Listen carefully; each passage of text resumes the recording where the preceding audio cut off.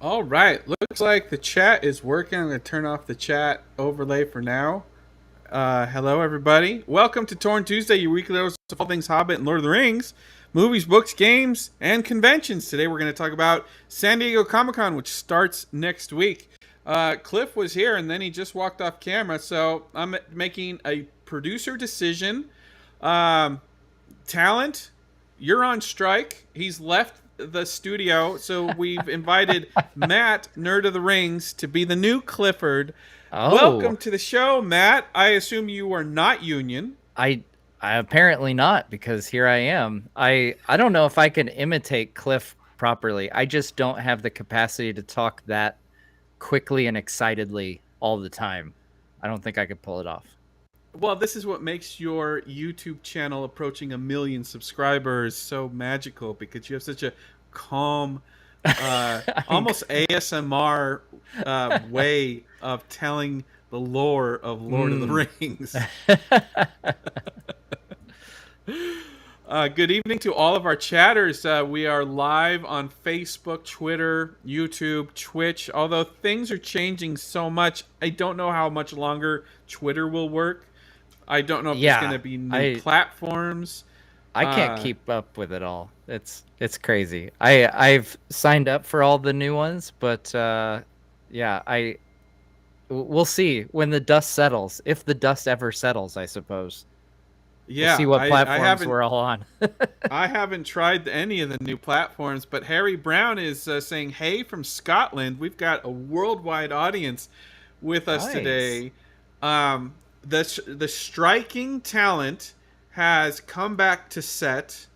I think we're going to let him in because we should. I guess. There he is. Hello, is it working now? Yes, are you working? It was always working. Mr. Strike. Yeah. There was you walked off set.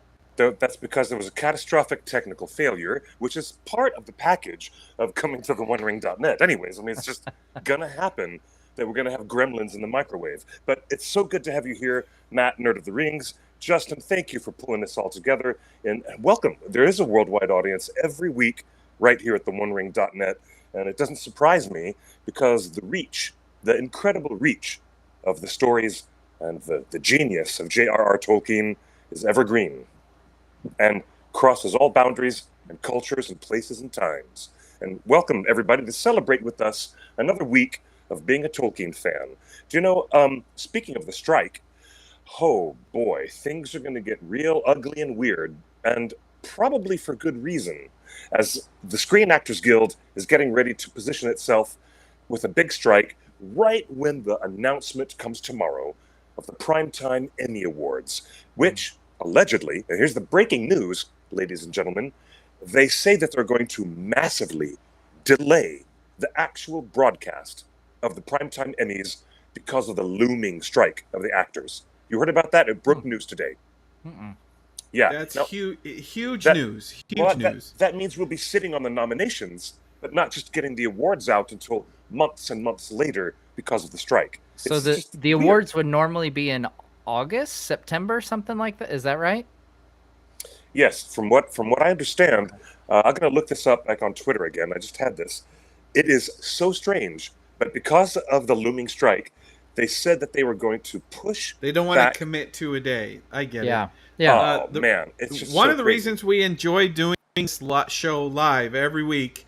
Last week we celebrated 600 episodes. Thank you all for tuning in and for the support for over 12 years of this. But you tell me in the chat room if you like what you're seeing on screen, because I have a bunch of different template formats here at the quick click of a button. Look, it's like magic. I can make the other guys really small like that. Oh dear. So I want to hear from you guys in the chat room what you prefer, because I don't know if I'm feeling the three vertical things. The three vertical feels tight. Yeah. It feels tight. Feels like a CNN like breaking news all-star panel. What are we mad about today? How should we feel about stuff? Try it again. I kind of like it. It's kind of like if we were serving a box of Neapolitan ice cream and we were set up in those three. Put them up again. Those three windows. Which one would you be? Would you be the chocolate or the vanilla or the strawberry? Well, if I'm in the middle, it looks like I'm vanilla. Obviously. We're the three vanilla white stripe. guys. We're all vanilla. That's so funny. Oh my gosh. Well, guys- to continue on. Yeah, with keep us on mentioning, track here, Justin. with Get us the off writer's the ice strike. cream We stuff. we have entered week 11 of WGA writer's strike. This means the writers of Rings of Power, any potential future writers for new Lord of the Rings films with Warner Brothers, and the showrunners of Rings of Power all walked off the job 11 weeks ago to try to negotiate for better royalties, a healthier lifestyle. And as we've been finding out week after week, Amazon shortchanged the writers' room. And one of the reasons the Rings writers are striking is they didn't even staff the whole room like you would a normal show. They literally got pay cuts working on Tolkien's big billion-dollar show. Incredible news. And so we've seen Helen Shang, we've seen Jennifer Hutchinson, we've seen Brian Cogman, we've seen all the writers picketing out front of all the studios over the last 11 weeks, and they're still holding strong. Many actors on social media and quietly have been supporting the writers. Many actors have been... Drew Carey, I don't know if you saw this, Drew Carey, the comedian, Price is Right, has put his credit card on file at Bob's Big Boy in Burbank, and any WGA union member, if they show up, order a burger, and flash their WGA card, he's buying your burger. 11 weeks worth of meals for free for all the striking writers. And there's several restaurants around Los Angeles that are giving discounted food to anybody with a writer's union card. So there is a huge amount of support and solidarity with the writers. And Cliff, I can't think of anybody more important on a Lord of the Rings project, no matter what it is, than the writers. Than the bloody writers. Seriously. I'm not sure that we can emphasize enough in our reporting that the fact that the writer's room was not fully staffed and was not given the proper resources is not just, we're not just, crying, shouting in the wind. There's a really specific piece to our response to the Lord of the Rings show. This Rings of Power TV series was something that really we all wanted to respond to. And mostly, in all honesty, we did. We responded to the visuals and the production and the music, and certainly we responded to aspects of it. But what did we not really find ourselves resonating with in general? I think the conventional wisdom has pretty broadly discussed this enough times in our fandom to say, broadly speaking, that it was the writing was the part where it might not have resonated as much as we did with Bear McCreary's music, or the prosthetics of the orcs, or the powerful friendship between Prince Durin and Elrond. But what happened here? They shortchanged the writers. They did not have the proper writing staff, the way that it should have been done, and it actually represents some of the demands that the Writers Guild of America are actually striking for right now because of conditions and circumstances like the ones found on season 1 of The Rings of Power. But, there's also a caveat to throw in, and it is true that the worldwide pandemic and the New Zealand border closures during COVID was something of a much stronger extenuating circumstance as well that prevented perhaps some remedial things that Prime Video could have done at the time to remedy the situation with an understaffed writers, structure. But they couldn't remedy that the way that they could have. There's a lot to discuss here, and there are many facets to it, but it is no small bit of news that the one thing that a J.R.R. Tolkien show needed the most was the lifeblood of sharp, very well-fed and well-rested and hardworking writers at all these levels so that they could bring their best to their story and to the sensibilities of the characters, and to be able to modify and change things in an organic way while they were shooting. What if you found difficulties in the way the camera worked? What if there was difficulties in the way you staged combat or a stunt or something that had to be done with special effects or rigging?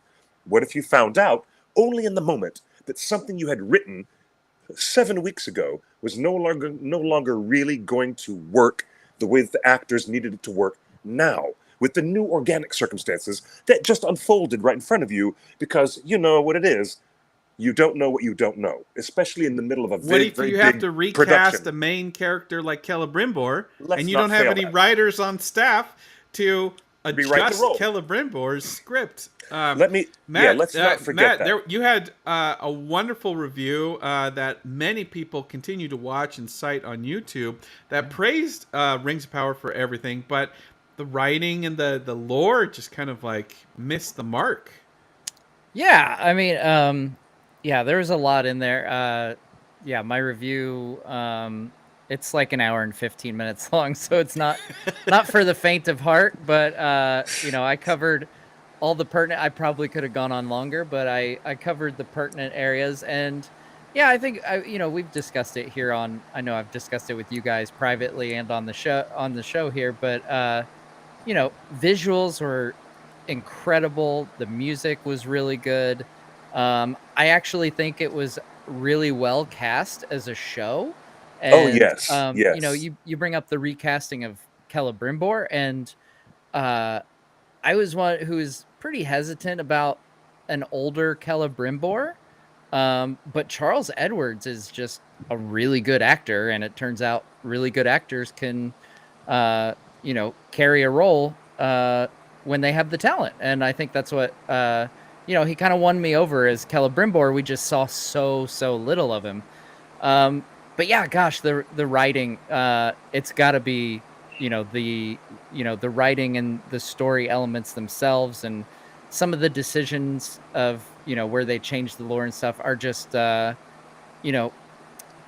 leave me at a loss, so to speak. I just look at it and think, why would you do it this way? And, and we'll find out season 2. Well, hopefully season 2, there's certainly time, presumably it's not coming out until 2024. Like, there's time, even if it happens in reshoots and stuff, for some course correction. And I think, there's some elements that are really strong in the series that you could build on. There's some things that aren't so strong that it would be best to, course correct. But yeah, we'll see what season 2 brings. I always, I'm always going to root for Tolkien adaptations and hope to get the best. But yeah, I was definitely, hoping for more, and I think it could have been more in season 1. But I'm curious to ask you guys, like with the strikes and everything, I've been, as we look ahead to Comic-Con next week, it seems like it's had a huge impact on Comic-Con, because last year I remember going through making my schedule of all the panels and stuff I wanted to hit, and just looking at Hall H alone seems a lot lighter than last year. And I don't expect there always to be this huge Lord of the Rings presence. It depends on what the projects are, but being able to be in Hall H for Rings of Power, and they had this huge, you basically had a 180 view of screens in this whole presentation that was amazing. Boy, there was thunder. There was real thunder in that room. Yeah, it was amazing. Yeah. And just looking at the schedule, it just seems kind of light this year, and I think a lot of that is strike related.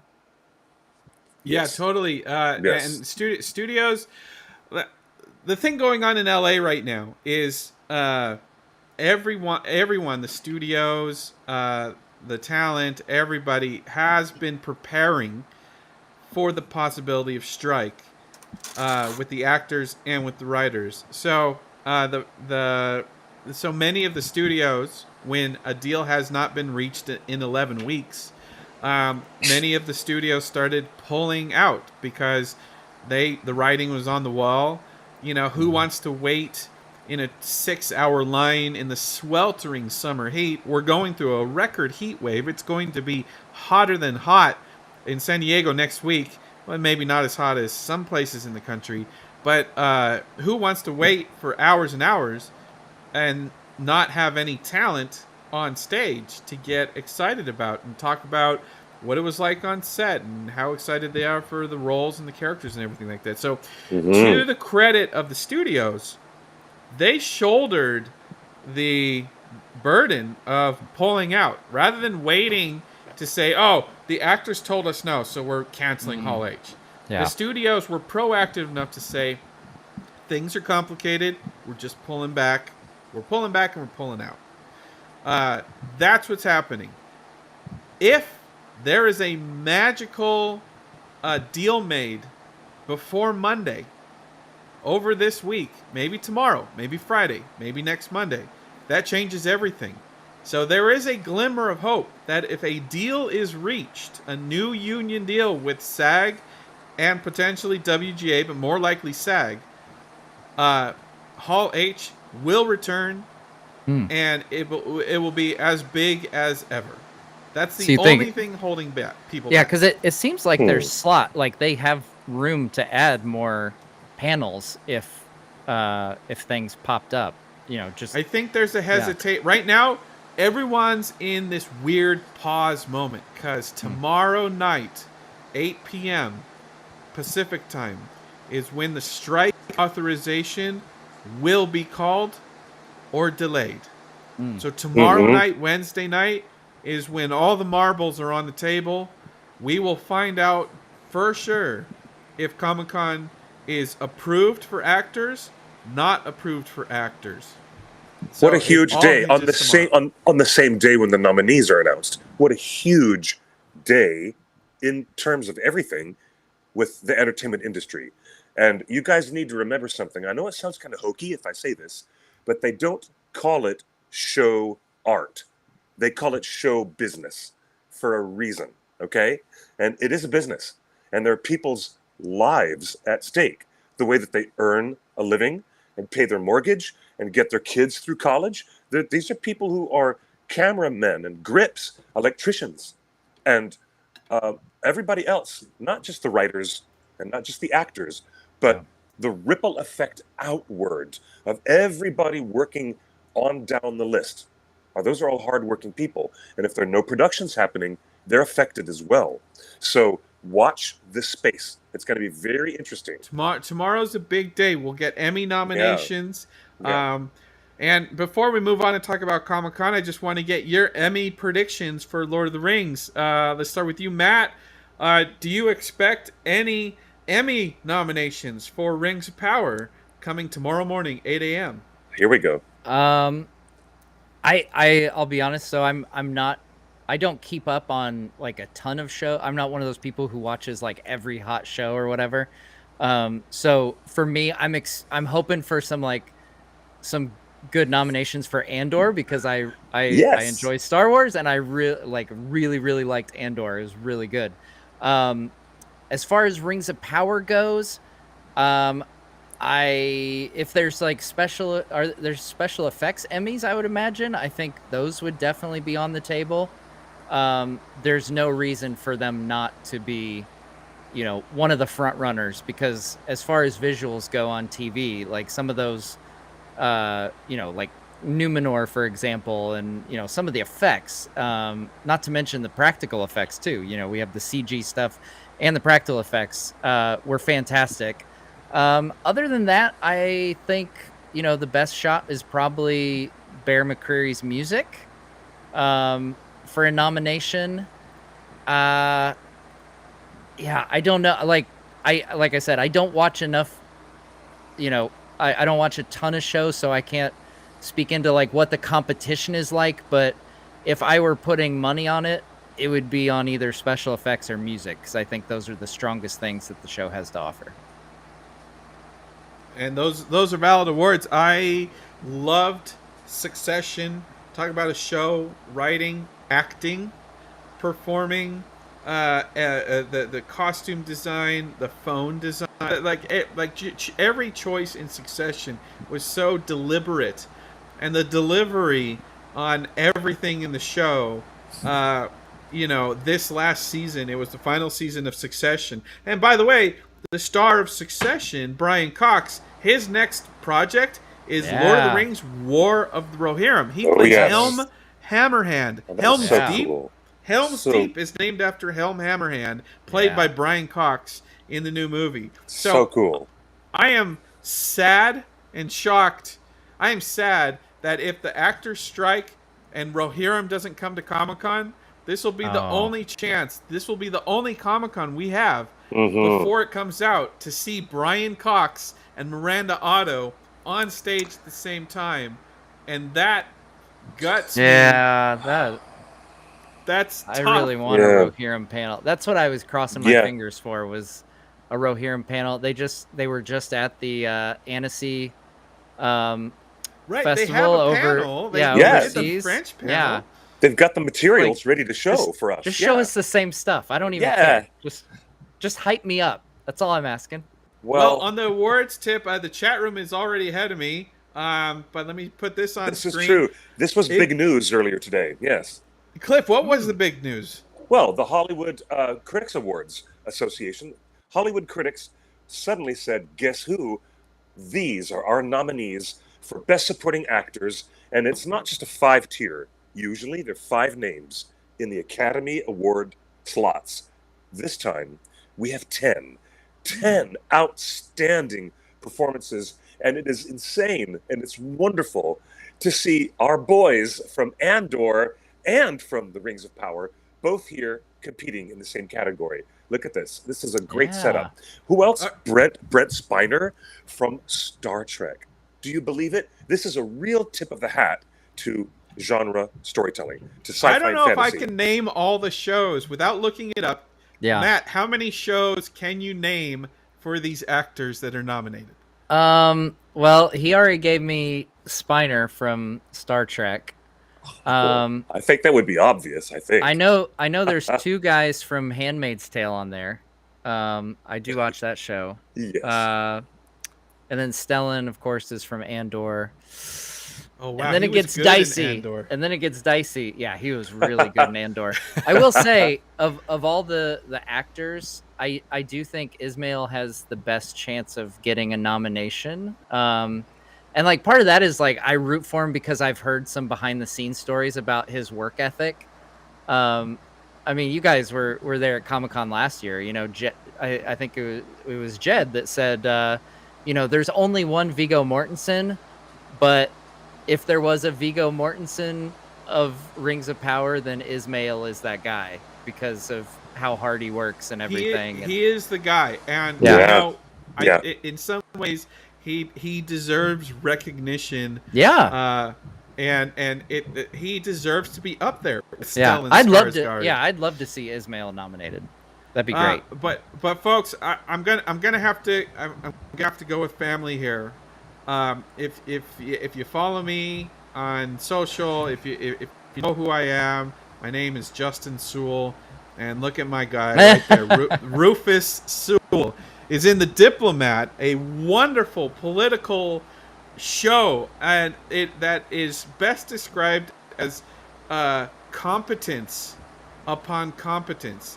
There's no stupid characters in the show called The Diplomat. I believe it's on Netflix.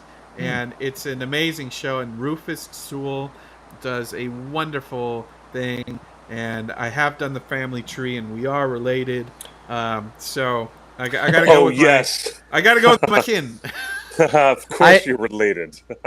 I will also, as we're talking, I saw someone bring up in the chat here, Owain Arthur deserves an Emmy for his role as Durin the Fourth. I will say, he is the beating heart of that show. Like without Owain Arthur's Durin the Fourth, there is not nearly as much emotional connection, that the audience would have in that show. I feel like every relationship he has works, and you understand the motivations of the characters that he's interacting with, and it's just the strongest part. We've said this before as well, but Khazad-dûm was, as a storyline, was the strongest of the show. So yeah, I could see, Owain and Ismail are probably the two that I would say would be most likely or most deserving, probably. Well, this isn't the only nomination that Rings of Power got. Look at That's this. true. Best fantasy or sci-fi costumes. Nice. Yes. Now, and in competition with Andor yet again, and also The Mandalorian. So that's Kate Hawley's work, right? Kate Hawley's work, and Matt, I think you said you saw that she's doing a panel. Yeah, she's got a panel. So we might get into this more later, I guess. But if you're a Lord of the Rings fan going to Comic-Con, the one that'll probably jump out at you will be the WETA Workshop 20th Anniversary Return of the King panel. That's got Richard Taylor, Daniel Faulkner, and Gino Acevedo on it. Moderated by Jed. So good. So good. That's going to be a fun one. But then I also noticed on Saturday, Kate Hawley's going to do one. It's called From Concept to Reality, How Costume Design Helps Shape the Second Age of Middle-earth. So getting to hear from her, who she also worked on the Hobbit movies, by the way. Yes. But yeah, so she's very, very experienced in, and she has a Kiwi accent. Earth. So if you love to listen to people with Kiwi accents, that's worth it right there. Talking about Middle Earth, that's the panel to be at. Do you know what? If you don't know what panel to go to, just find people with Kiwi accents. That's right. It doesn't matter what they're talking about. Just absolutely just go in. Diane in the chat room, thank you. She has a signing as well. Oh, I didn't see that. I think that we should take a second and briefly mention that a lot of artists are going to maybe benefit if the Screen Actors Guild says, no, we're not going, and no actors can go for any promotion or anything at the convention. I think the other types of artists, such as the costume designers, composers, production people, below the line people, and a lot of digital artists, I think, are going to benefit because they'll get to populate some of these panels and presentations at San Diego Comic-Con because the actors won't be there. So we might get some comic book artists. Absolutely. Multiple. I just said that last week or 2 weeks ago, that the comic book artists are going to have a boon of attention. Yes. Which is great. Yes, it is. Absolutely. It's great. Matt, great. how can you talk a little bit about the WETA panel? Because Josh Long in the chat room, our collectibles editor here at the One Ring, is like, I'm getting into that WETA panel come heck or high water. Yeah. Why are you guys all salivating to get into that panel?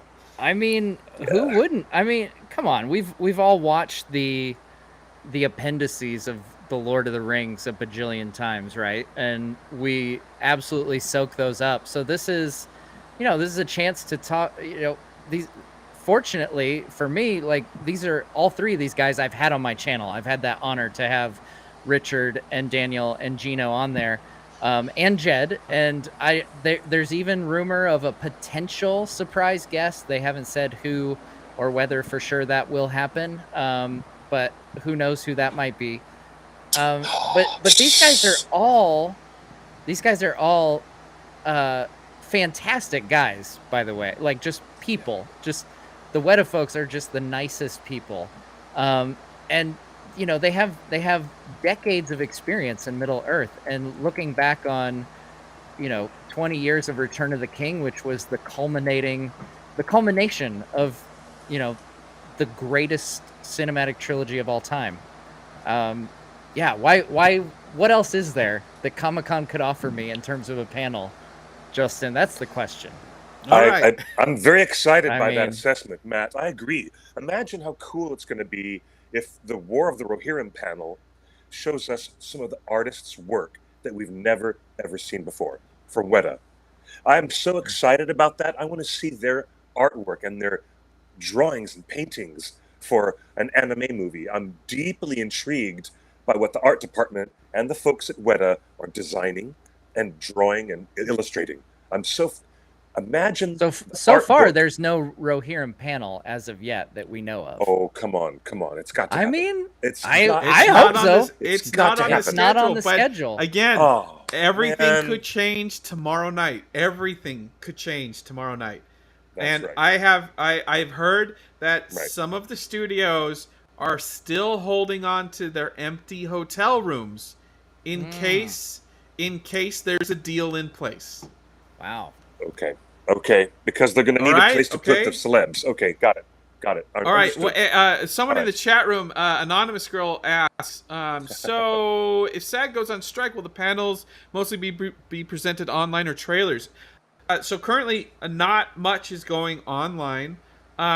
Currently, the SAG union has advised that they recognize a lot of actors make a lot of money at conventions, especially Comic-Con, with the headshots and the meet and greets and everything like that. Autographs, So the union has said, as of last night, while we prefer none of the union actors attend Comic-Con, we recognize the reality of paying your bills. So they say, no, the guidance is if the actor goes on their own dime, not with a studio, and no studio hookups, no studio hotel rooms, no studio transport, and no studio panels, basically no panels. The actors are allowed to do signings. They're allowed to do meet and greets. They're allowed to connect with the fans and talk about their personal projects. They're allowed to talk about toys and merch and everything else. Just, you cannot talk about the movies or upcoming movies. You cannot be seen on a step and repeat red carpet, party thing. So no branding. You can't do anything to help with the branding or marketing of anything that's under strike right now. Correct. Like, you can't, like current projects. So you can talk with the fans about stuff you did 10 years ago or many shows in the past. You could do that. So there are still questions, because I've heard some actors have been asking, let's just say there's a big hit trilogy movie that's celebrating 20 years this year at Comic-Con. Now, there's nothing new. You're not celebrating a new project. There's no new movies or Blu-rays or DVDs to sell. You just want to show up and talk about the 20 years ago work. SAG is still working through guidance on that, and we will know more tomorrow night. Again, tomorrow night is when everything kind of comes to a head, and it either changes Comic-Con or it breaks Comic-Con. Man, so tomorrow's going to be a big one.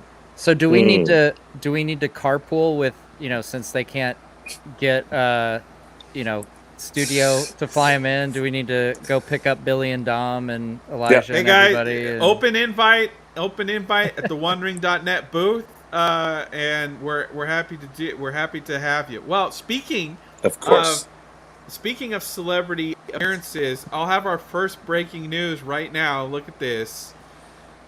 You were talking about the WETA panel. Hey. Here it is. Our first signing, Richard Taylor and Daniel Falconer will be signing at the One Ring booth 1220. The same. We're in the book aisle. We're in the book area next to all of the print publishers. So we're amongst the books. We had a great time there last year. We're going to come back again this year in our booth. And on Thursday afternoon at noon to 2 p.m., we have Richard Taylor and Daniel Falconer at our booth signing something we can't reveal yet, but it is a brand new exclusive item. Brand new exclusive item from WETA Workshop. Wow. I cannot tell you what it is, but we have quantities of it, limited quantities. It will sell out. Oh, for sure. And we have them signing those wonderful figures. I can't tell you what it is, but at our booth. So plan on Thursday at noon at the One Ring booth. Oh my goodness. Richard Taylor, Daniel Falconer, shake their hand, tell them how you feel about their work, and possibly get an autograph and a brand new thing that I cannot reveal yet. So that's our first. It's gonna be fun. That's our first exclusive. Oh my goodness! Reveal of this show. Daniel and Richard are going to be at the booth signing. This is great. I am sworn to secrecy. I don't even know what it is yet. They told me that they will bring it to our booth on Thursday morning, whatever it is. So, wow. So we don't know if it's related to the mini epics or the small toys. We don't know if it's related to bigger statues or collectibles. We don't know if it's related to Rings of Power booklet. Oh my gosh. You know what? I can reveal it is a mini epic. Okay. I'm thinking exclusive, limited I edition love those things. mini epic. Those are super Do you have cute. one on your shelf there? I've got one. I've got one in the kitchen. I've got all kinds of them. They're all around the nerd cave. There's Gimli right there. Oh, I love that guy. Look at that. Yeah. Look at that. Oh my gosh. Wouldn't that make a great animated series? That's what I said. I did a whole video on that, Justin, and I know you know that. You're just trying to rile me up. I told Richard that too. When I had Richard on the show, I was like, "Hey, I love your mini epics. You should make an animated series in the style of your mini epics." That is awesome. That's awesome. That's so cool. David Francis mentioned K.M. Rice, author K.M. Rice, not Race. That's a misspelling, but author, you've met her, Kelly Rice from Happy Hobbit, will be at our booth the whole weekend. So if you have copies of Middle-earth Script to Screen, the big, heavy book, bring it to Comic-Con any day. She will be there all weekend signing her new book and signing other copies of that. So that is out of print. It's an expensive book. Look how thick it is. Like, it is huge. This is the book that you have to put in your carry-on because it will weigh down your checked bag at the airport. That's my theory. It'll break my back, but I'm really tempted to bring it. My gosh, where did you find that, Matt? Where did you get that? I ordered this ages ago when it was in stock on. When it was in stock, yeah, when it was in stock at places. Excellent. It's an amazing book, though. This thing is. It's an amazing book by Daniel Falconer and K.M. Rice, co-authors. You can look up the credits on Amazon. There's K.M. Rice and Daniel Falconer. So you can get both their signatures on your personal copy of that book. If you bring it along, you can just walk up and ask for a signature. Look at that. K.M. Rice, Daniel Falconer. Oh, Forward by Peter Jackson. That's going to be a harder autograph to get. I can get 2 out of 3. Peter Jackson. I can't get a hold of Peter Jackson for a signing. I'm sorry. That's not the next announcement that you have? Oh, man. No, but we got a person in the chat room says, Richard Taylor gifted me Samwise Epic Mini at the WETA booth one year. Oh, lovely. Oh, that's great. That's so neat. Such a nice guy. I actually had my wonderful Frodo Mini Epic, and it was damaged and Sting was broken, and I was so careful about super gluing the little sword back onto that guy because he has a permanent spot of honor in my kitchen. It's just great. I love these little figures. I'm gonna grab something else while we're doing show and tell here. Give me 1 second. Well, you know what in else? the meantime, I should actually bring out my full red leather edition of Lord of the Rings because I have it autographed by Peter and Fran and Vigo and Sir Ian and Howard Shore and Elijah. Yeah, you never know who's Sean. missing. And Sean. Josh Long in the chat room says WETA's supposed to show off their new Master Collection piece, according to the panel listing. Oh, nice. Okay. What is Master Collection? Can you give us a hint? Like what makes that so special, Matt? I'm sure Josh would know. The name makes me think it's expensive. So there's that. It does. So this is the WETA mini epic of Gandalf, drawn by Jerry Vanderstelt, friend of mine and friend of your guys's, who will also have a booth at Comic-Con, and he's always got some things.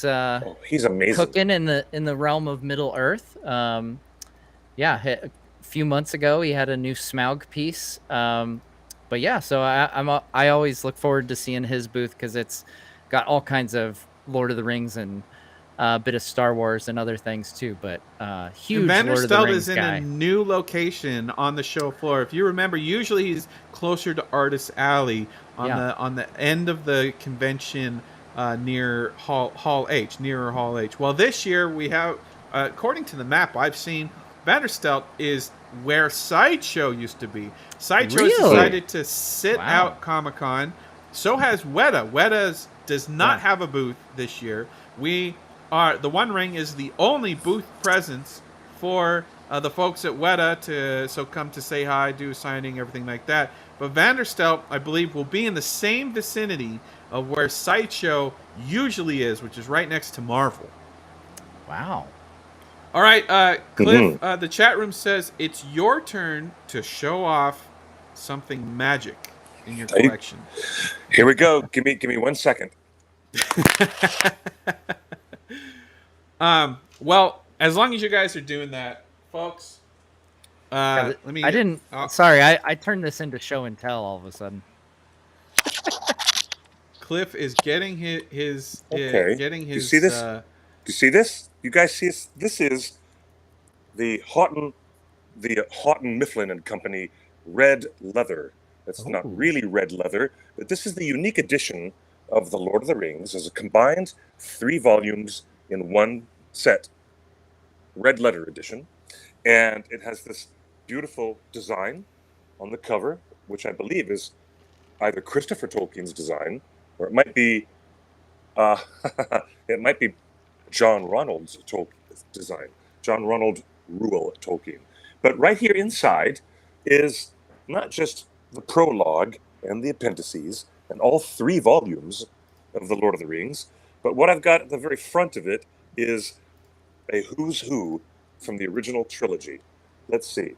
Here on this page includes the signatures of Sala Baker and David Wenham and Viggo Mortensen and Sean Bean and Sean Astin and Liv Tyler and Ian McKellen and Dominic Monaghan and Brad Dourif. There's Brad Dourif right there. Here's Mark Ordesky. Mark Ordesky's signature is on here. Would you believe it? Here's Viggo, this big splashy one with these long letters. That's Viggo Mortensen right there. Oh, look, Fran Walsh, Oscar winner. Fran Walsh, Philippa Boyens, and of course Peter Jackson. Oh, Cliff, Ride to Rohan. There's Carl Urban. See that? Nice. There's Carl Urban.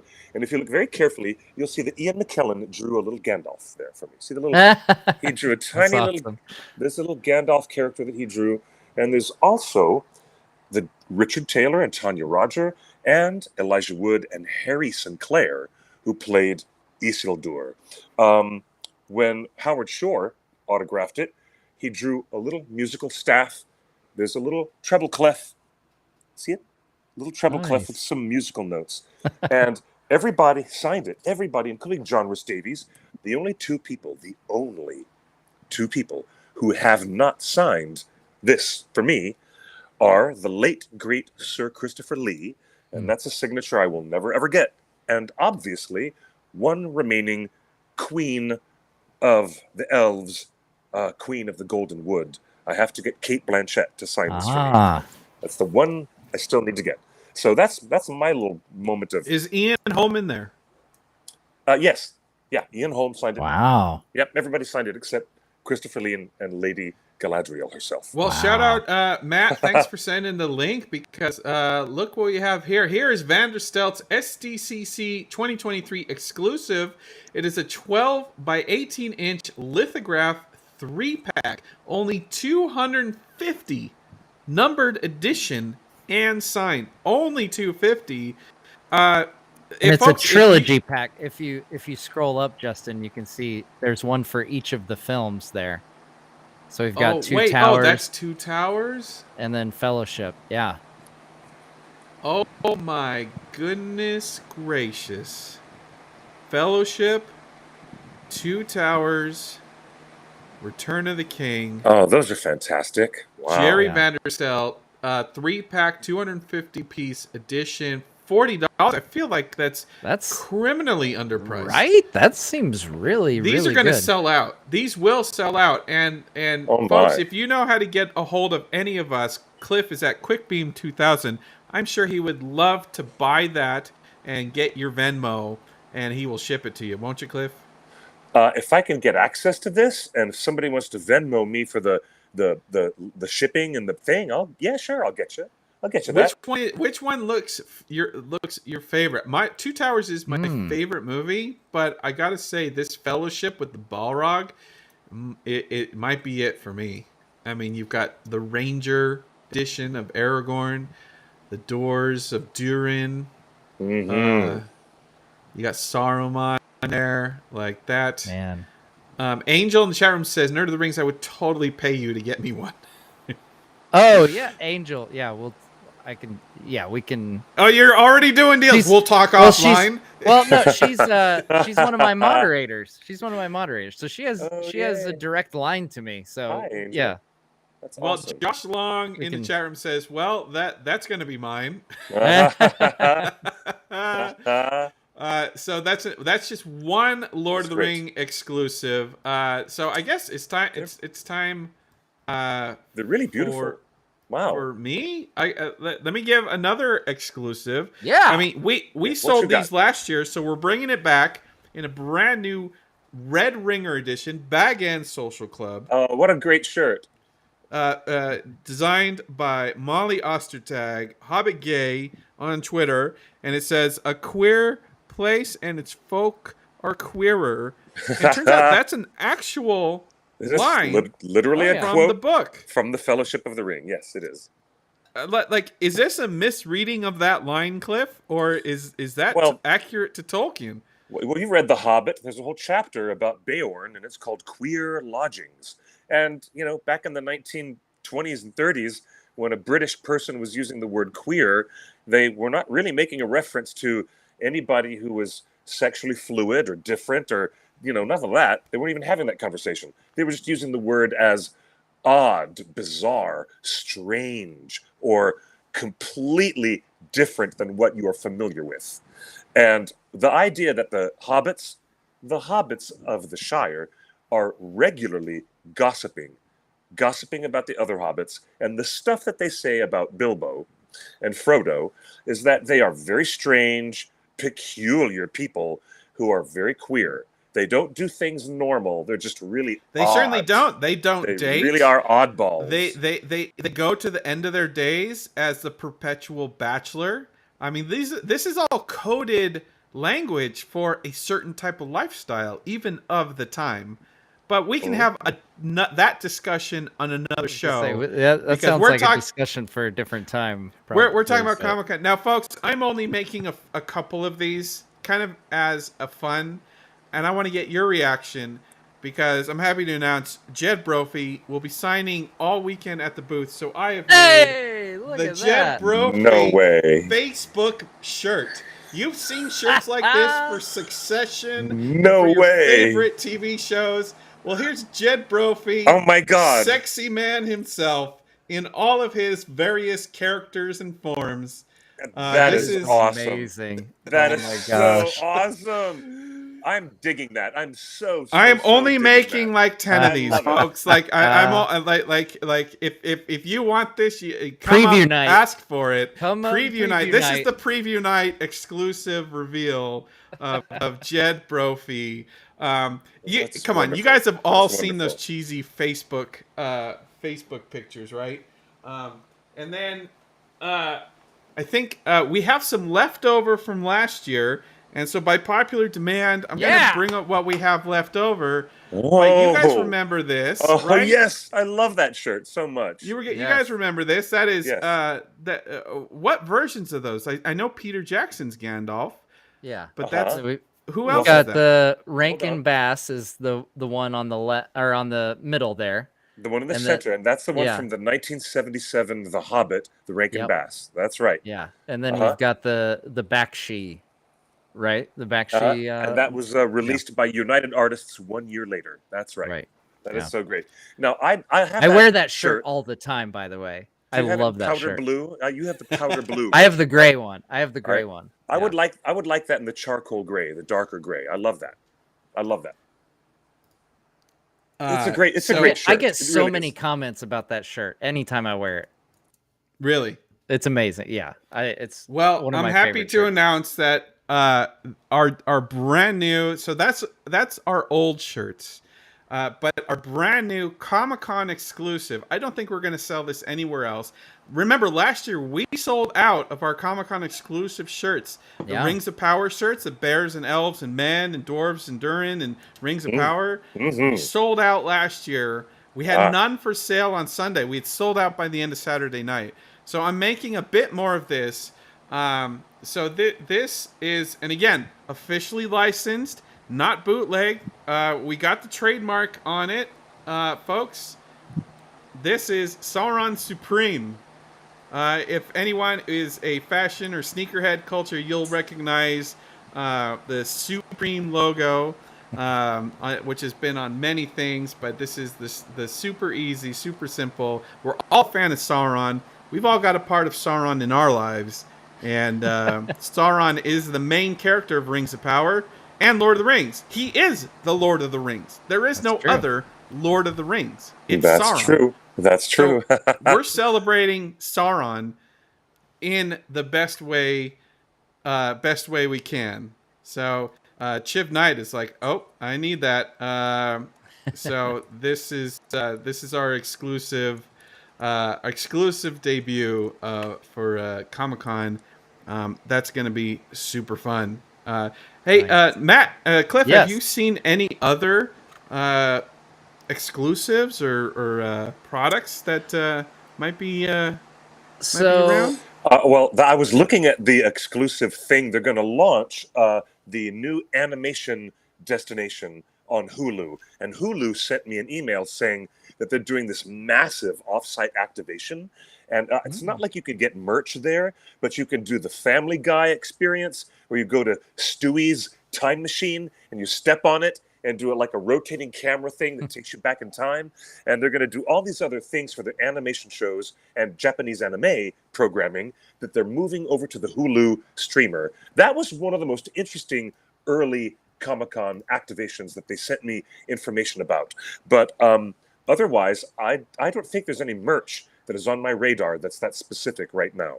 So this is where I come in, Cliff. So as far as Lord of the Rings stuff, what we've got so far is Funko has a version of Frodo. Right. And I think this is him like going through Mordor because he looks pretty rough. He looks all scraped up and like he's triggered by the ring and he's gonna claim it. Like looks like he's about to claim the ring. Yeah, like he's getting he's in Mount Doom there. Yeah, like he even seems that what he is? That's not a 5 o'clock shadow. No, that's Mount Doom Frodo. Yeah, that's Mount Doom where he takes it off. He's got it in his hand, and right before he claims it. Yeah. Do you know what? As much as I love Peter Jackson's films, I really wish that he had stuck with the original dialogue that Frodo has from the books. It's just not in that very climactic, important scene at the crack of doom. It's just, I miss that dialogue, That's just me. But how much is this going to set you back, this particular figure? I don't think they've said prices. I would guess it would be $20 maybe. No, I think that's going to be in the 40 to 60 range. Really? For a single Funko the Comic-Con exclusive Funkos? Yeah, they really? Wow. They go for something special. Yeah, the only thing aside from that, Sean Astin has been announced It's been announced that he'll be at one of the booths. Oh, you've already got it up there. $7 a pop is the name of the booth, and Sean Astin will be signing. I don't think they've said what times or anything, or pricing or anything like that. Oh, Corey Feldman is signing at that booth. Yeah, that's intriguing. Wow. I know they tweeted Sean out. There he is. There he is. Hey. Sean Astin, star of Ninja Turtles, of course, Lord of the Rings, Turtles, Goonies. Love that show. He will be now. Cliff, what's your opinion on if he changes his mind? I guess I want to get your feedback, Cliff, because we've had Sean on the show many times. He's talked a lot about unions and politics. He's very politically active and motivated. Of course, both of his parents were in union leadership. They were in SAG leadership. Both of his parents were SAG leaders at some point. So he's always grown up as a champion and big supporter of the political movements of SAG. Will Sean cancel his appearance if they strike this? He might be the first person to do it, but he's also the first person who might be behind that extra effort. You know, he might be one of the people who drafted, as far as we know, he might have drafted the language of the stuff that you were talking about earlier in the show, where the union said you're going to be allowed to go under specific conditions without taking studio support, so that you can sell your products, sell your merch, and make your money for yourself without relations that are directly, you know, marketing and supporting the studio that you're currently striking against. If anybody's clever enough to do that, I think Sean might be. I will say, so I think it's been well established that you guys are the Hollywood guys, and so I'm the guy who doesn't know how things operate. But from my layperson outside perspective, I kind of look at it like, you know, if actors can't go and, you know, sell their autographs and interact with fans and talk about, you know, beloved projects they've done in the past, I think the only people, you know, if they can't do that, it kind of feels like the people who are getting hurt there are the actors and the fans. Like, it's the studios aren't, it doesn't seem to me anyway, that the studio's really affected by that. So like sitting it out feels more of a punishment to the actors themselves and the fans than, you know, a punishment for the studio. But that's, like I said, that's just my layperson perspective on it. Just a normal person that's flying in from around the country. Well, yeah, I mean, with family, and you just want to go to Comic-Con and have the best just time. Have a fun time, yeah. And so it's but we all respect one of my family members, by the way, you know, so like you mentioned, Justin, one of my family members is coming with me, and his cosplay is Samwise Gamgee. So I'm really hoping that, you know, we get to say hey to Sean. Hopefully he's there. Do we need to crowdfund a Rings of Power actor to get to SDCC? I don't think Amazon cares about union rules. I really don't. I think if Amazon wanted them there, they would take them there. Oh man.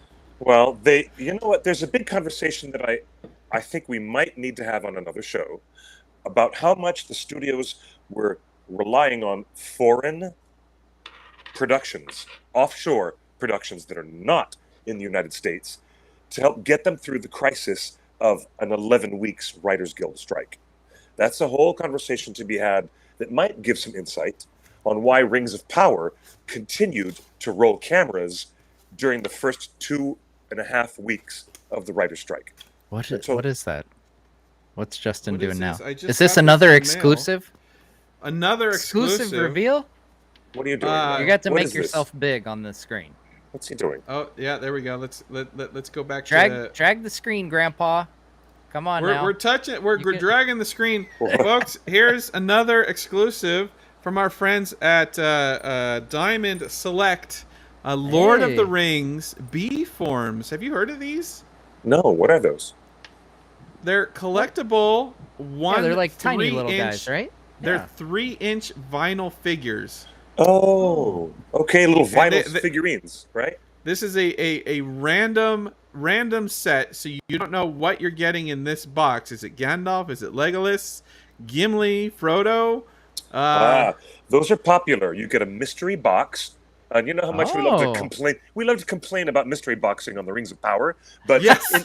In terms of merchandise, this is the one acceptable. This is the one fun part, box. because you don't know what's going to be inside. Now, I bought some of those boxes when Squid Game come out. And it was so fun because I was opening them up. They were like little keychains, adorable little vinyl keychains. And I wanted the one of the girl robot, the schoolgirl robot who turns her head and starts blasting people. And so you had to open up several packages until you could correctly get the vinyl figure you wanted. So that's how they do it. They want you to buy multiple packs. Well, that's not the only thing Diamond Select sent us. Hey. We've got Mr. Urukai himself. Oh, that's full size. Nice. Full size deluxe figure. Yeah, that's cool. Is that Lurtz? It is. Looks it like looks like Lurtz, Urukai Orc. It's just generic Urukai. Oh, okay, Lurtz. yeah. And he comes with different heads. You can see. Oh, he's got the shield too. Ooh, yeah, cool. That's cool. He's got the white hand shield. Yeah. He's got the white hand shield and a secondary head. So a full assortment of options on Urukai. So all right, trivia question on Urukai. So okay, I have a bit of trivia too, Cliff. So I want to challenge you. You go first. Okay. You go first. Okay. So I nerds. interviewed one of the attendees that'll be here for the WETA panel. Gino Acevedo was on my channel recently, and he revealed that the reason Lurtz has the white hand of Saruman upside down is so that he would stick out from the other orcs and he would be more instantly recognizable. And it is actually Gino's hand, his handprint is on Lurtz's face. Wait, he is the white hand? Yeah, his is the white hand. Yeah. Gino was the guy who did the hand finger paint. He did the hand yeah, it is his handprint that is on his face. Yeah. I love that. I did not know so that. What's your trivia, Cliff? The character, Lurtz, is not given copious amounts of dialogue. In fact, it's the opposite. That character has only 4 spoken words in his entire existence in the Fellowship of the Ring. Do you know Lurtz's 4 magical words of dialogue? Do you know them? But we remember the name. One is Saruman. That's the first. And what's the next? What are the other 3 words? The other Find 3 the words halflings. Find the halflings. That's it. Yeah. You got it. That's it. He has no other dialogue. Yep. That's it. But he does say find the halflings twice. So yeah, but it's the same words. It's the same words. It's 2 lines then. Right, but he only gets 4 words. Yeah. 4 little words. Anyways, we're being really nerdy, but thanks for the deep dive about the Lurtz. That's what we're here for. The Lurtz stuff is great. Well, I guess we should do the big announcement. And Matt, you've been working with me. The big announcement is, why do I have a whole box of those those mystery boxes from Diamond Select Toys? I have a whole case of boxes like this. Oh wow! And one of the reasons is we're gonna mystery box and put a bunch of them in random bags for our goodie bags, because we are having an official One Ring Nerd of the Rings crossover Comic-Con party on Thursday night. Thursday night, ladies and gents. Awesome sauce. That's absolutely brilliant. That's fantastic. Huge news. I Matt, think that is huge news. Matt, you have wanted this party so much. Yeah. I think I've had more texts with you about this party. But why did you want to do a party so much at Comic-Con? It's so much fun to hang out with people who love Middle Earth and love Tolkien, and whether it's from the films, TV show, books, video games, whatever. We've Justin, like you said, we've been talking for weeks about kicking around ideas, what can we do at a party for Comic-Con, because as we said, you're looking at the schedule, and last year was all about Rings of Power. They had a panel. You guys teamed with Amazon for that amazing party that you guys put on last year. And was that one of the best parties you've ever been to? Oh gosh, yes, it was amazing. Yes, that seriously. What made it special though? I mean, the atmosphere of the whole place. You guys had the the trees, the linden trees, and I mean, the costumes, you had the, Kate Hawley's amazing costume work there. And then, the cast came in and stuff too, which was just like, kind of icing on the cake. But even more than that, it was just the environment and having, all these people. There was tons of people in cosplay. Yeah, the cosplay is amazing. And everyone, and I think this is pretty indicative of Comic-Con itself, everyone just wants to have a good time and celebrate the things they love. The created worlds that they're such huge fans of. And yeah, it just seems like, it would be a shame to not have a Lord of the Rings party going on. Like, it feels like it's something that has to happen. So yeah, that's whether or not there's a Hall H panel, whether or not any actors are there. The Tolkien fandom is all about the community we have amongst ourselves, and I think last year's party was amazing. It sold out in 3 minutes. As Taffy in the chat room says, will the link actually work this year and not get released early? Listen, folks, we have heard you loud and clear from last year, so we are making extra effort to keep the Eventbrite or whatever ticket thing we're using secret until the moment it goes live. You will be first, Nerd of the Rings followers. If you follow Matt, if you follow the One Ring, you'll be first to get the link, and we will make every effort. Now, we listened to all of your requests last year. There's 3 things we're trying to fix. 1, easier access to tickets so everybody has a chance to get in. Remember, we sold out in 3 minutes last year, and it was a whole hullabaloo. Wild. And we tried, and we gave away tickets at the booth, and it was crazy. So it was crazy. We're gonna try to make that easier for everybody. Secondly, Diane's great idea is release in the Torn Discord first. I like that idea. I like that idea. I like that idea, and it encourages you guys to sign up on Discord. So I'm just gonna put that on screen. So second question was, we got a lot of requests from people like Matt, family men, saying, I want to bring my child along. Can I bring my family? Can I bring my young kid? I can't find a babysitter. I want to make this a family event. Well, we listened to you, and we found a venue that is open to the public, zoned as a restaurant, so it's family friendly. Bring your kids. If you don't want to drink, that's okay. You can just eat and be merry.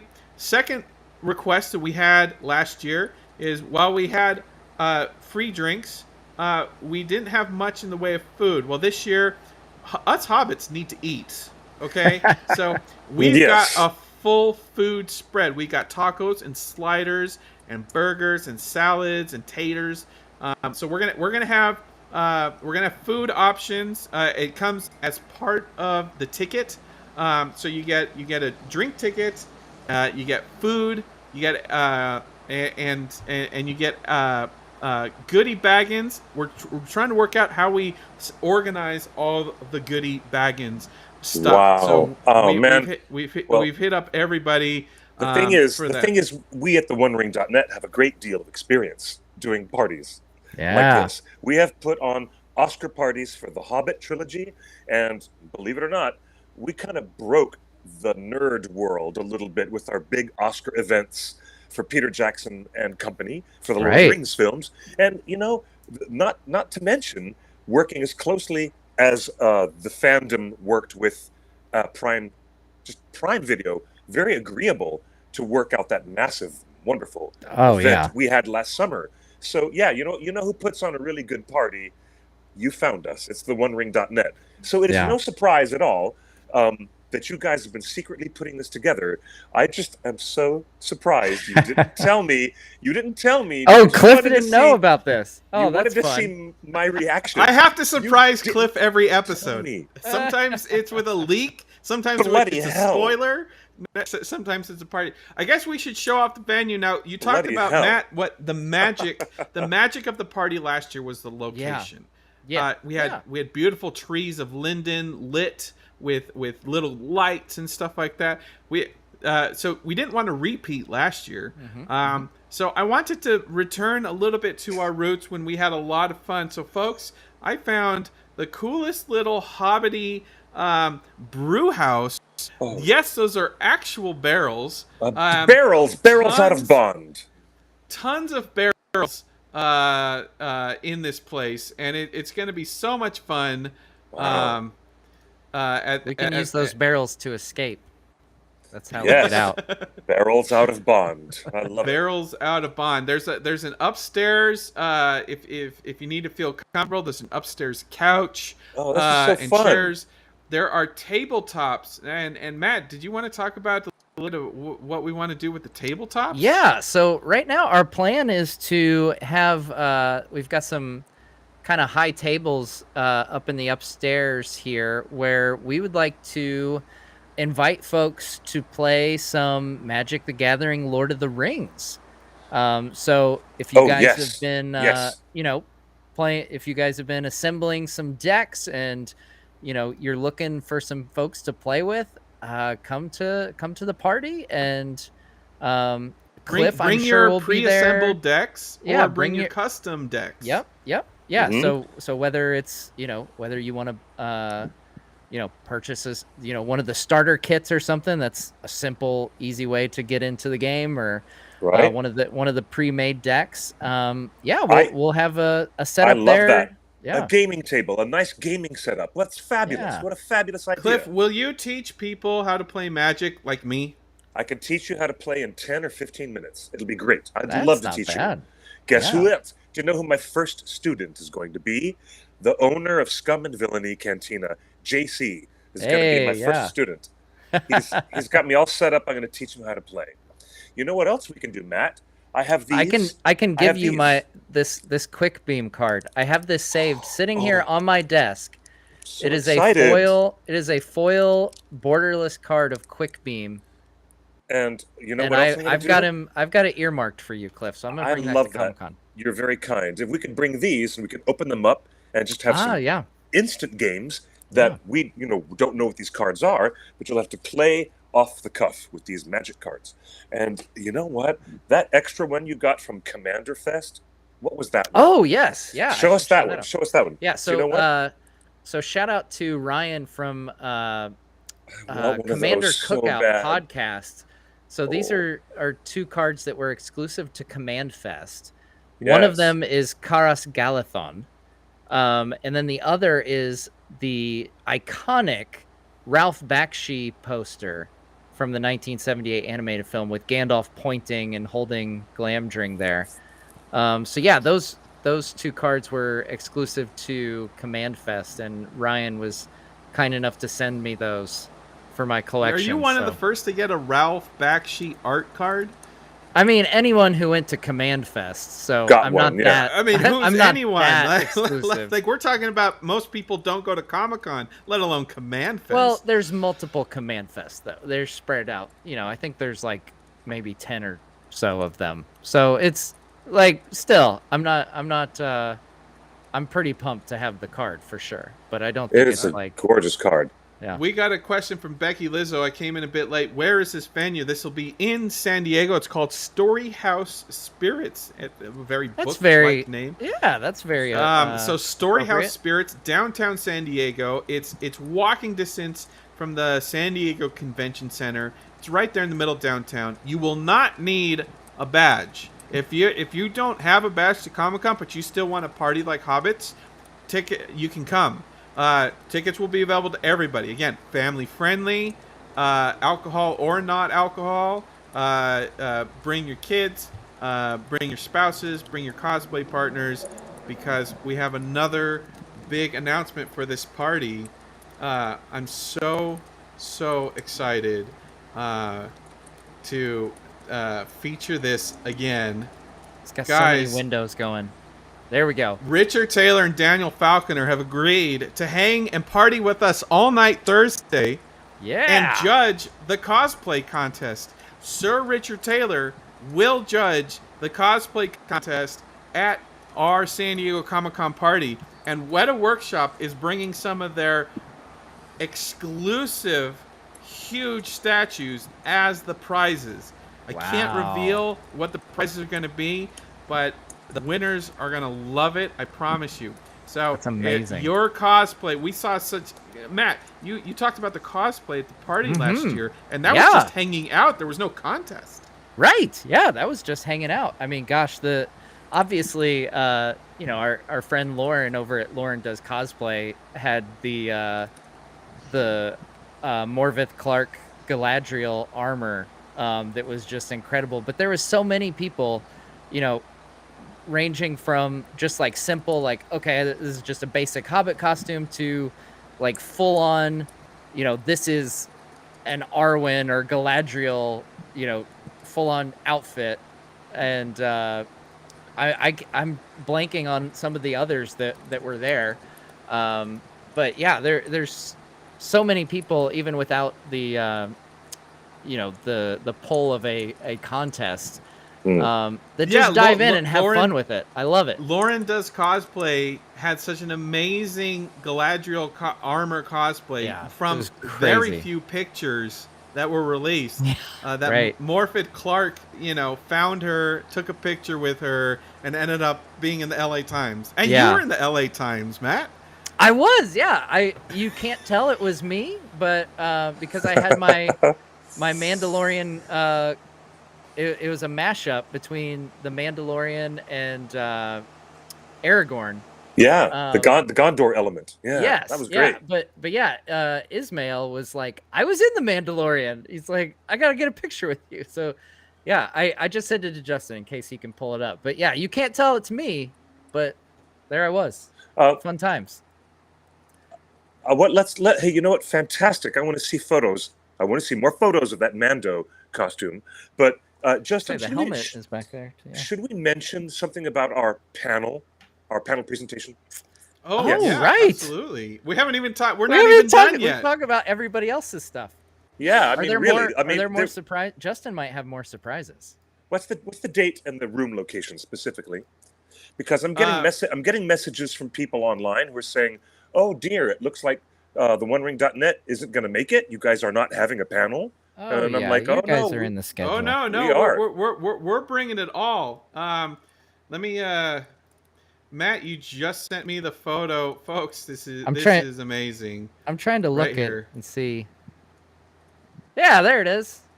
This was featured in the LA Times. There you go. You got a Mandal. Is that a Gondor helmet? That is a Gondorian. It's a Mandalorian helmet with Aragorn's crown wings on the front, back, and both sides, and then the chest plate, which you can tell is starting to fall. Like it actually was detached from the rest of the costume. It didn't stand the test of time. I'm a very novice cosplayer, but it worked.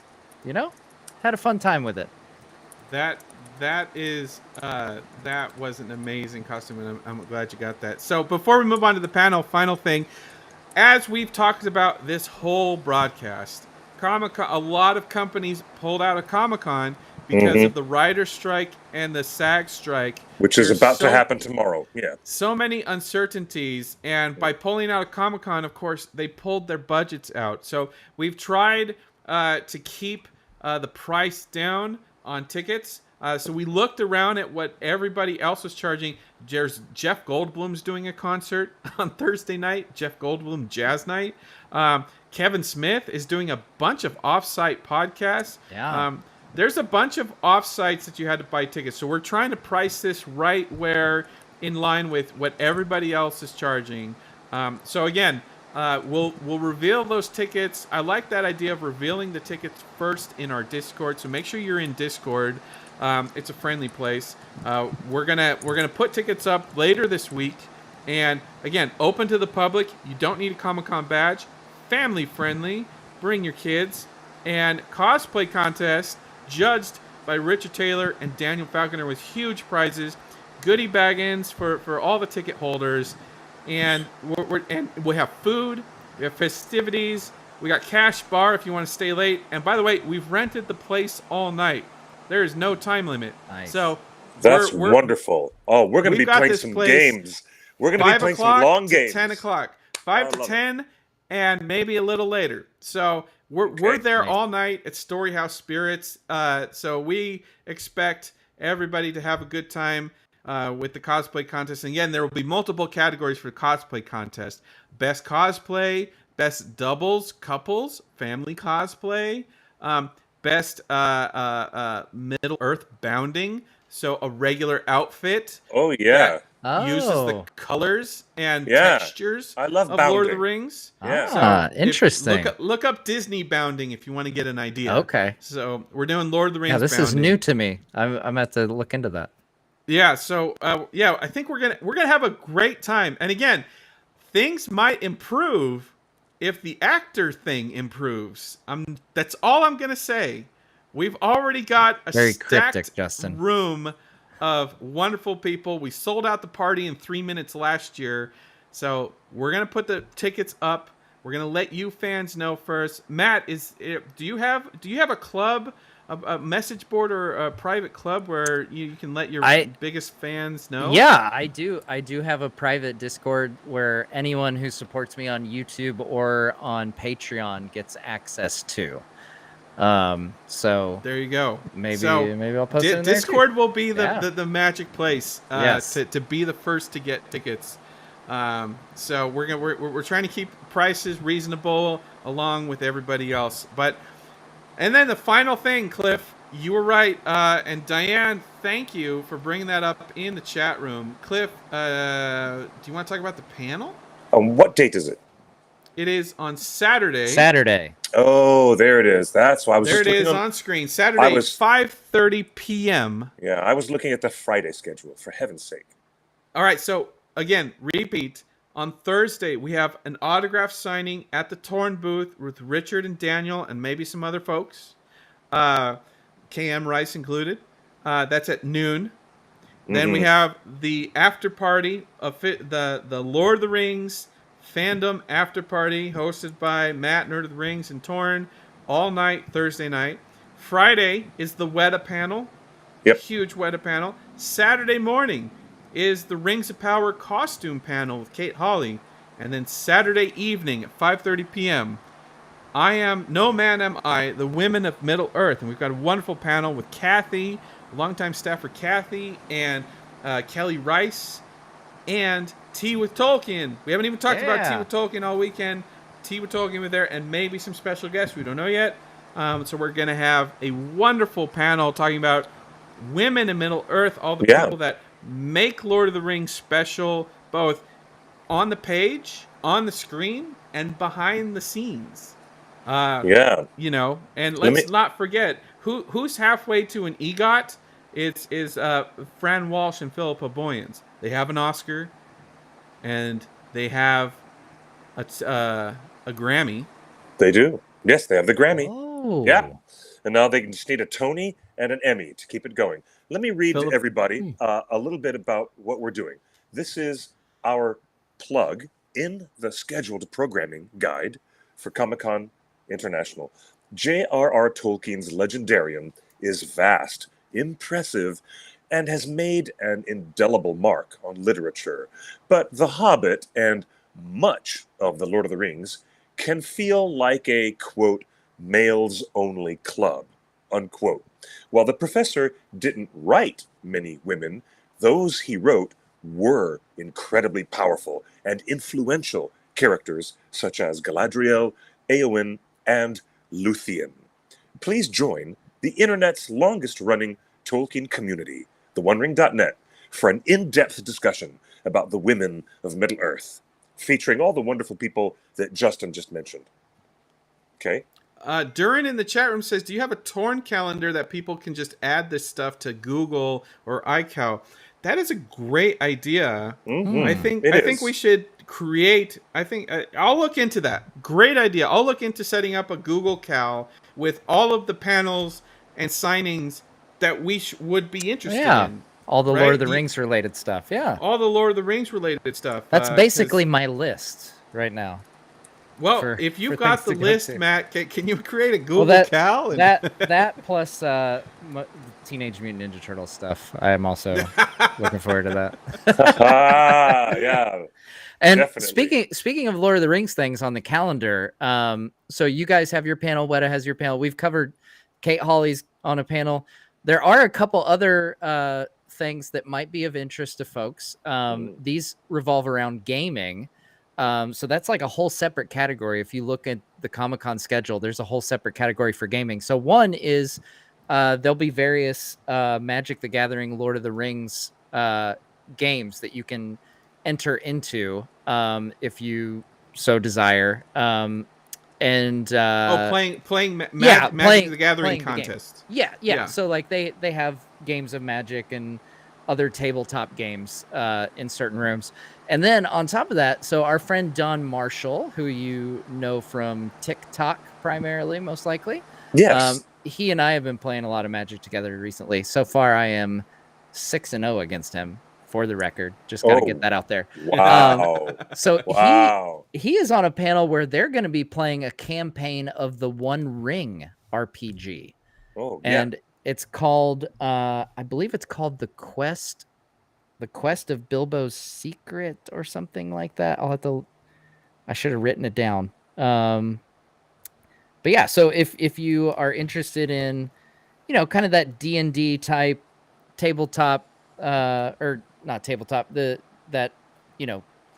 role-playing game, they're going to be doing a campaign together. Yeah, it is The Quest for Bilbo's Secret.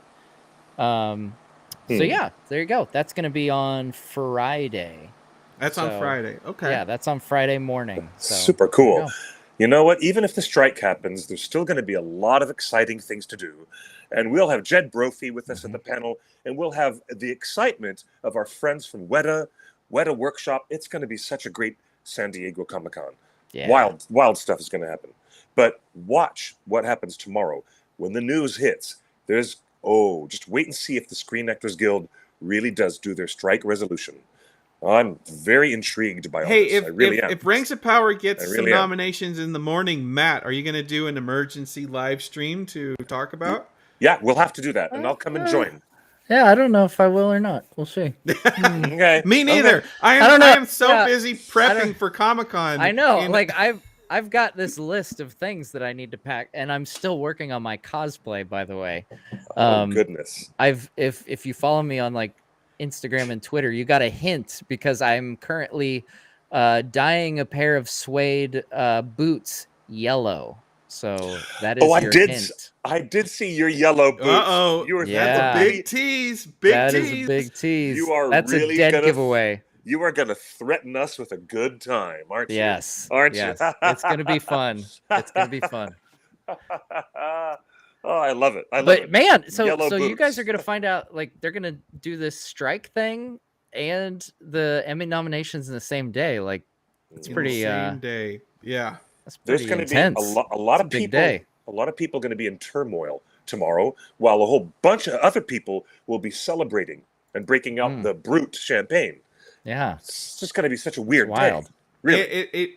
I believe that the actors are using Comic-Con because that's usually when studios like to market their things.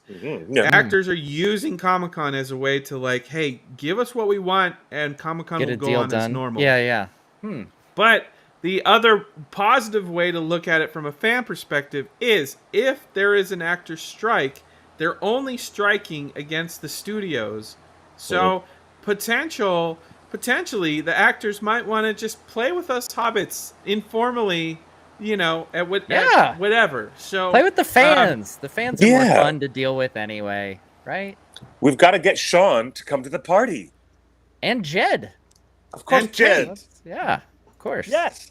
We got to have everybody. Everybody. All right. Look. Join our Discord. If you're a supporter of Matt, you're already in his private Discord. Join ours. It's open to the public. Just search The One Ring on Discord, or you can go to discord.gg/The One Ring, and it takes you right to it. Open to the public.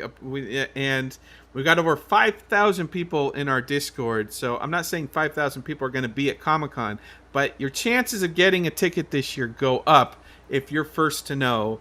But we've got so much. So make sure you stay tuned to all of our socials. I don't know if we jump on a new social. Do we just go to Blue Sky for for all the breaking news during Comic-Con or Well, Spill Blue or Sky Threads. is invite only, I think, right? So that's more. Well, It is, harder. but do you know what? I do weddings as a professional wedding minister, and one of my brides and grooms actually sent me an invite for that, so I could get into that. I got the invite for it. I think we Get should into. I think we should Becky just go in the with, chat room says, one last question: which Discord discussion section? Every announcement will be in our global admin. Like there will be a red notification. We will tag everyone because as admins, we can tag everyone in the post. So we will make sure that it's a red highlighted notification to everyone in the Discord when we post these. All these details and the ticket link. So I'm really excited. Look, we'll have it announced. We'll just have it announced on your local radio station as if it's a school, snow delay or something. That's how we should do it. Or carrier pigeon. We just go all the way back. What? That's the other Matt, option. What? Do you have a radio voice? Like if you had to do the announcement on radio, do you have a radio voice? I don't know. Would that be like a DJ thing where it's like that was I don't know, what would you say? Like that was Stairway to Heaven by Led Zeppelin, and now we have an exciting announcement. Yeah, what would it be? Thursday. Come on, all tickets now available. The One Ring and Nerd of the Rings present Magic in I like Middle that. Earth. That's good. Cliff, you have a radio voice. Do you know what? We should really spoof the Derby demolition thing. Like it'd be monster trucks kind of thing, but Monster Hobbit Party. Come see the smash and grab, burn and destroy party of the year. Is it Scouring of the Shire themed? But have trees burning in the background. Trees burning in the background, and in the background would be playing the Charlemagne heavy metal album that Christopher Lee did. We'll play some heavy metal from Christopher Lee. We've got to get cosplayers of Grima and Saruman to just like walk around as cuts his throat. This gets really dark when we start diving into some of these really violent moments. and dark real quick. I just wanted barrels around me. Right? Come on, let's burn it all down. That is so funny. This weekend at the Tacoma Dome. Maybe. Oh, Justin, man. You're surprisingly good at that, Justin. That's really funny. Okay. Thursday. Come on, come on. Funny. That's really funny. Hurts us, precious. All right, that's Torn Tuesday. We're gonna see you all next week. Wait. I got one more question I wanted to ask, and this is only because I asked and I canvassed Twitter, and I know we can close the show in just like one more minute, but let's just ask because Matt, I want your professional opinion too. Okay, I got a new friend.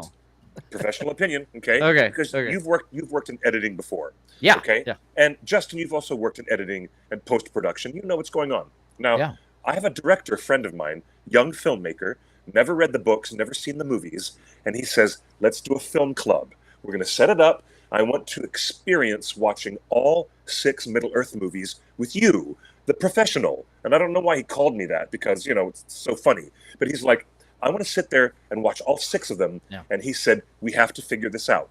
Are we watching them in release order, the way they were released theatrically, or in chronological order of the story with the Hobbit trilogy first?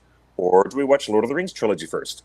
And when I asked, I got all these people who voted on the poll, and it was a direct 71 to 29%. 71% said first. Lord of the Rings first. Absolutely. The other 29, it's really like 1/3 of the people almost said, do the Hobbit first. And I want to ask your opinion. What's your thoughts on this? 100% Lord of the Rings first. Absolutely. Okay. But you're going to show them the 3 perfect masterpieces. Yep. And then make them sit through the other 3 films that didn't quite make lightning in a bottle happen. Yeah. Yeah. So here's the thing is some of those moments in The Hobbit are significant because of what we've seen in Lord of the Rings. So you think of, Bilbo, old Bilbo, Ian Holm being the framing device at the beginning and end. The reason that that lands so heavy, you know, and like why that pulls at our heartstrings is because of how it connects to Lord of the Rings. Otherwise, it's just kind of there. Like they won't get the full appreciation of those moments, or Right. there's other smaller moments. Like there's more comedic moments, like Glowin having Gimli's picture, you know, in his that the elf pulls off of him and he opens it up and it's a child Gimli or whatever, you know. There's smaller things like that, and they'll obviously recognize Legolas and stuff. But yeah, I think that's the way I lean on all such things. Like Star Wars is the same answer for me. Original trilogy first, then do the prequels. Really? Okay, yeah. Because a lot of Star Wars fans, and that includes Justin, might say do the machete order. There's a specific blog post about the machete order. That is a wonderful way to get newbies to do Star. But we don't have a machete order for the 6 Middle-earth films. I think you do Lord of the Rings. No, we have 10 Hobbit cuts. Right. Oh gosh, yes. Yeah. We do. We have different. You know what? Download at your favorite website the 2-hour Tolkien edition or Bilbo edition or any of the editions. Look, I get it. The way I like to eat my meal is I eat the stuff I don't like first. That way I can savor what I really want to eat last. I want the last bite of my plate to be the juiciest, best part of the meal, so I can just sit with that. And I take that approach to movie watching. Let's get all the stuff I have to get out of the way. So Rings of Power, Hobbit, then Lord of the Rings. That way you're just sitting with Lord of the Rings on your mind and on your memory. And it's just like, all right, that was a meal and a dessert and a second breakfast. You do Lord of the Rings. Here's what you do, Cliff. You do Lord of the Rings, and then you do The Hobbit, and then you're probably gonna watch Lord of the Rings again. That's the correct answer. You do Lord of the Rings, Hobbit, bam, Lord of the Rings again. There he goes. Elegant and simple. I just want to promise everybody, I will promise everyone, because if you're following me on Twitter, you know that I've been a real bear about this lately. I'm going to make my friend watch extended editions only. Just so you guys know that. Okay. I fell in love with the theatrical, and that's only ones that play on TNT with commercials. So I appreciate the theatrical cuts as much as anybody else. Don't need that Houses of Healing boring stuff. Oh, yeah. All right, so Weebix brings up, what about Bakshi? Are you going to bring in Bakshi and Rankin Bass and everything? Absolutely. I will say the Rankin Bass Hobbit is delightful. I really like the Rankin Bass Hobbit. Rankin Bass the Hobbit is an amazing contrast piece that I would like to share with my filmmaking friend. After 3 bloated, oversized Hobbits, I would like to show him a 97-minute, superb, concise adaptation. Yeah. Yeah. It's good stuff. That won the Peabody Award. Thank you very much. And guess what? That is our Torn Tuesday for the week. Ladies and gentlemen, we have to say thank you again to our very gracious guest. Welcome, Matt, Nerd of the Rings. Great to have you here with us. I'm going to be opening up some more of my packs of cards, and hopefully I will be able to play some good assembled decks with you, not just the standard things that came in the starter, not just the starter ones, but I want to play some really good card games with you. But Don has been helping me construct some decks, and I am going to be bringing multiple decks with me to Comic-Con so we can have plenty of gaming time. And I love it. Before you do your sign-off thing, could I just say that thank you so much for having me on. And I know I've told you guys this before, but it's so fun for me to be chatting with you guys when 20 years ago I was sitting in a dorm room in college, just finished watching Fellowship of the Ring on DVD and getting hooked on this world. And then I'm reading articles and looking up news and stuff. And every day or two, it was part of my routine to check the onering.net and see if there's any news of the next movie coming out. And with that, congratulations, guys, on 600 episodes of Torn Tuesday. That is incredible. An unprecedented run. And here's to 600 more. You guys are the best. Thank you so much. And thank you, my before friends. we go, Wow. oh my God, breaking news, folks. The #1 serialized One Ring, Dwarven One Ring, has been found. Yeah. It has been graded pristine 10 out of 10, and it is a firm $25,000 price. This guy wow. is saying no trades, free shipping with your $25,000 order. That's free shipping. Does that come via a guy with a briefcase handcuffed? In an armored van. In an armored van. In an armored van? Justin, that is a pristine 10. We need to say I rolled my eyes at the price at first, but then it said free shipping, and I thought, well, that's good. And this is not the second most valuable card because this is the Dwarven Ring, 1 of 700. There is a 1 of 300 Elven Ring. Yeah. Still to be found. That would be worth more than 25,000. Yeah. And in fact, any of the rings, Dwarven and Elven, are going for $5,000 to $10,000 if they're numbered. Of the serialized, my goodness. So, of the serialized. Do either of you know, like, why is it that the lower numbers are worth more? I never really understood that. Like, that's been a standard kind of cool, thing. I guess. It's #1 of whatever, but that's been a standard thing with collecting and artwork pieces for many, many decades. Okay. There was a thing. Did you see the Tim Burton movie Big Eyes about the painter, the female painter who was famous for creating in the 70s and early 60s all these weird portraits of little puppies and children who had these big oversized eyes? Remember all those paintings? Well, if you don't remember any of this, check out that movie by Tim Burton. It's a great film. And it realizes something that happened when the art industry changed. Suddenly, it wasn't about selling a painting, an original canvas. It was about selling prints, lithographs.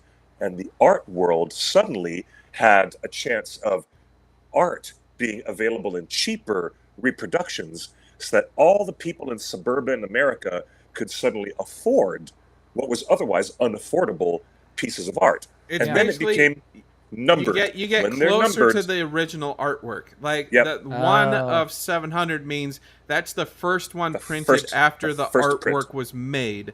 Yes. So the lowest numbers means it's closer to the making of the art is the theory. So that is, it's always made it so that people get more collectible value in the secondary market on such items. You know what? And if you come to our booth, we might do trivia all weekend because one of these packs might have a $10,000 ring. So Cliff, work on your trivia. I can't believe you're not work on your trivia, Cliff, because you need to ask these questions. Okay, but what if you have a $16,000 card in that and you didn't open it? Well, the people better know their trivia. All I'm saying is, Cliff, is come up with questions appropriate to the value of these cards. Okay. Well, big Comic-Con this week. Next week. They're pretty fun. They're pretty fun packs to open, as Justin and I demonstrated on my channel a couple times. Oh yes, they are. They're very good packs. Amazing support from your community and everybody. That's a $10K question, Cliff. $10,000 question. $10,000 question. Do you know what? I will run the game show like it's a $25,000 pyramid. But if somebody opens up one of those cards in front of us, we're all gonna lose our. We're calling security. You better Jed be Brophy will hulk up into one of his Nazgul characters and be protection. Can you imagine a bunch of hands at Comic-Con reaching for someone's one ring and Cliff holding the card up? My gosh. At least the 1 of 1 has been found, so it's not like that whole hoopla, because that would be even worse if, we're sitting there opening packs at the booth and the 1 of 1 hadn't been found. People would be like, oh my gosh. That's wild, isn't it? All right, Comic-Con is next week. Thank you, Matt, for helping organize this huge party. We're so excited to have Jed Brophy at the booth all weekend, KM Rice at the booth all weekend. Of course, Matt and Cliff will be in and out all weekend. We've got a panel on Saturday. We've got signings at the booth Thursday at noon. We've got a party Thursday night open to everybody. Yep. And WETA's got their stuff on Friday. And who knows what else. Big day tomorrow. Emmy nominations in the morning. And then SAG strike authorization in the evening. So the world changes tomorrow. I guarantee it. Yep. Well, big time news and crazy pants things happening in the entertainment world. And later on, we will provide appropriate analysis and discussion to see if any of these changes with the striking unions are going to impact Season 2 of The Rings of Power. And that's where you come to us for that kind of analysis and news. Thanks, everybody, for being here with us once again at Torn Tuesday. And yeah, it's episode 601. 601. Baby. We just started the next 600. Yeah. We did. 601. 601. We did it. Are you guys having Torn Tuesday next week, or will you be in the thick of we got to think about it. I will be in San Diego setting Yeah. up the booth. Cliff, I think you're coming down Wednesday, right? Or Thursday? I will come down Thursday morning. So I could do a show by myself on Tuesday. It might be, yeah. I'll see if I can sneak some preview video and send it to you, Cliff. Maybe you can show it. Yeah, that'd be great. Matt, when are you coming to San Diego? Wednesday. I'll be there Wednesday. All right. So yeah. That's awesome. I'm out next week. I will see you all in San Diego all next week. But yeah, exciting. Tuesday. I want to wish everyone safe travels. Have a wonderful journey coming back to see us again in sunny Southern California, Matt. And you, happy Justin, birthday to everybody in the chat room. There were multiple birthdays. There was a lot of birthdays, yeah. Yes. That's a lot of love. Congratulations to everybody being born this week, and especially our country. Happy 4th of July. And let's go. Thank you all. Thank you all for being with us. Please be gentle with one another and be extra kind, because that's the way we got to do it. All right? This is Clifford. I'm signing off, but you can find me on Twitter and Instagram at QuickBeam2000, and to follow the OneRing.net, just take out the dot and look for the One Ring Net on other social channels: Facebook, Instagram, Twitch, Twitter, Twatterbook, all those funny things. I call it the Twatterbook, okay? And maybe Blue Sky, Threads in the future. We'll figure that out. But in the meantime, take your web browser and point it to www.theonering.net. And we'll see you next Tuesday, right here at 5 o'clock on Torn Tuesday. Until then, good night and good luck. Or better yet, buenas noches y buena suerte. Bye, everybody. Bye.